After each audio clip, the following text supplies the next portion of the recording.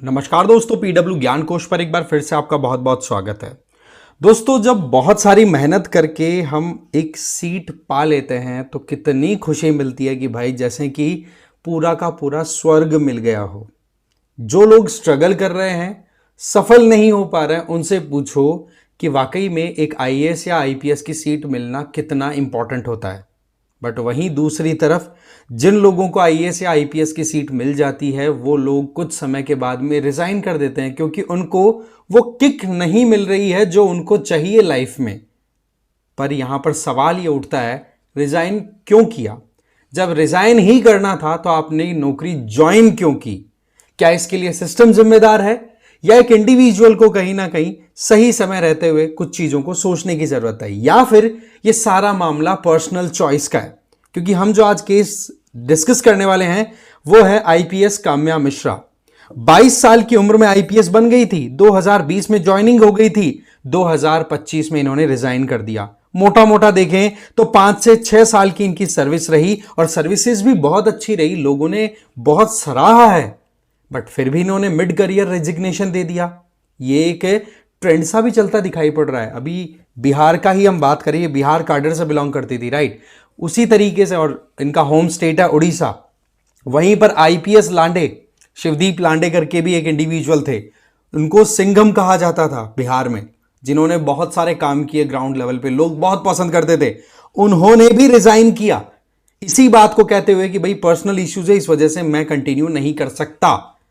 तो यहां पर हमें इस चीज को बारीकी से समझना बहुत जरूरी हो जाता है कि भाई ऐसा क्या कारण है कि आप इतनी मेहनत करके हमारे देश की one of the toughest exam को क्रैक करके आप एक सीट अपनी इंश्योर करते हो, पक्की करते हो, फिर उसके बाद में आप छोड़ के निकल लेते हो। तो ये अपने आप में एक सवाल बनता है, क्यों ऐसा हो रहा है? क्या ऐसी सिचुएशन सर्कमस्टांसेस बन रही है? समझेंगे पूरी डिटेल को। बट सबसे पहले आप मुझे फॉलो कर लीजिए इस क्यूआर कोड को स्कैन करके टेलीग्राम पर।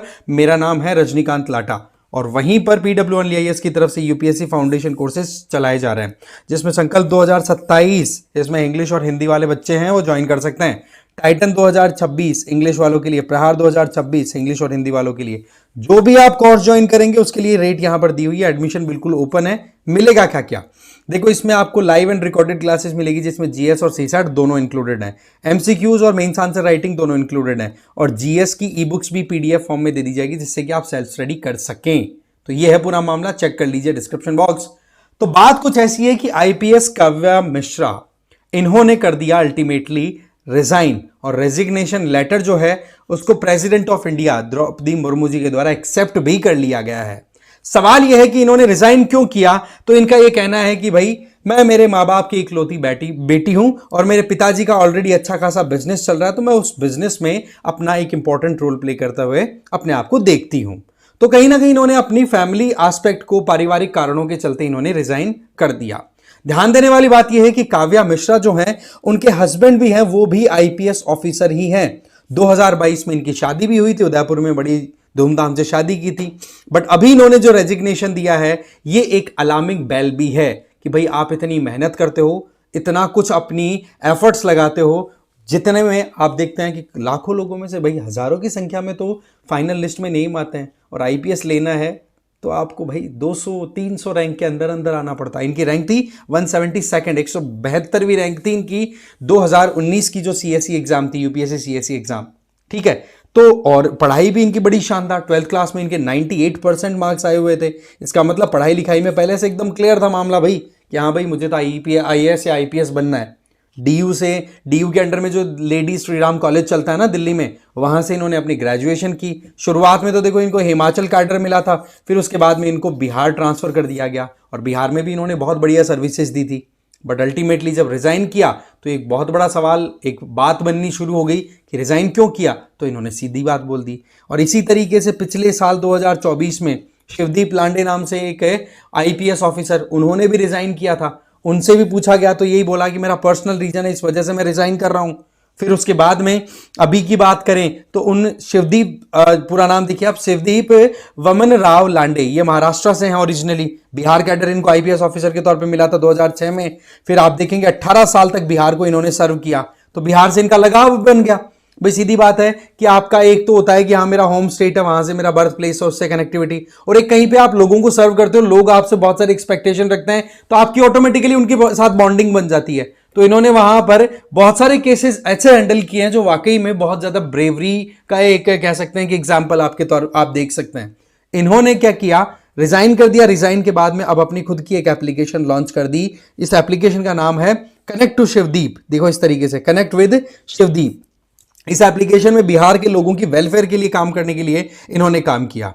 इनका ये कहना था कि भाई मैंने जो सर्विस करनी थी मैंने कर ली, और बिहार के अंदर मैंने सिचुएशन देखी कि एक्चुअल में कितनी प्रॉब्लम वहां पर चल रही है। तो जब ये मुंगेर डिस्ट्रिक्ट के में आईपीएस ऑफिसर के तौर पे काम कर रहे थे तब इन्होंने रिजाइन किया था। तभी इन्होंने अपनी बात बोली कि बिहार मेरी कर्म भूमि रही है, तो यहाँ से मैं बहुत ज़्यादा अट्रैक्ट, एक तरीके से बहुत ज़्यादा कनेक्टेड फील करता हूँ, लव एंड अफेक्शन की फीलिंग है मेरे अंदर। ठीक है, मैं चाहता हूँ कि यहाँ के लोगों के लिए अच्छे से अच्छा काम करूँ। ठीक है, और उसके लिए मैंने खुद ही अपनी एप्लीकेशन लॉन्च कर दी। तो ऐसे कई एस्पेक्ट होते हैं, बहुत सारे और एस्पेक्ट हैं जो आप कमेंट में मुझे बताएंगे। इसके अलावा देखें तो यहां पर हमें समझने की जरूरत है कि आईपीएस ऑफिसर्स या फिर सिविल सर्वेंट्स इतनी रिजाइन क्यों करते हैं सवाल है ना। अब जैसे आईपीएस काव्या मिश्रा जी की बात करें तो इनके पति हैं अवधेश सरोज, वो भी आईपीएस ऑफिसर ही हैं, वो अपने लेवल पे अपना काम कर रहे हैं। बट हमें यहाँ पर समझना जरूरी है कि भैया आपने नौकरी ज्वाइन की थी, हमारे देश की one of the prestigious exam को आपने क्लियर किया, वन ऑफ द प्रेस्टिजियस, सबसे ज़्यादा प्रेस्टिजियस जॉब जिसको हम कंसिडर करते हैं in terms of government jobs, तो वहां पर इतना रेजिग्नेशन क्यों? देखो सबसे पहला कारण तो जॉब सेटिस्फेक्शन। होता क्या है कि जब आप तैयारी करना स्टार्ट करते हैं तो केवल और केवल हवा के झोंके में चल देते हो, और उसके बाद में आपको लगता है कि अरे यार मैं तो बहुत गलत जगहों में, बहुत गलत जगह फंस गई। जैसे मैं मेरे भैया का एक डायलॉग बताता हूं, गवर्नमेंट सर्वेंट ही है वो, तो उनकी जॉब अच्छी खासी चल रही थी, आराम से लग्जरी जॉब, आराम से जाते थे, काम करके आ गए, कोई राजनीति का ऐसा लफड़ा होता नहीं था।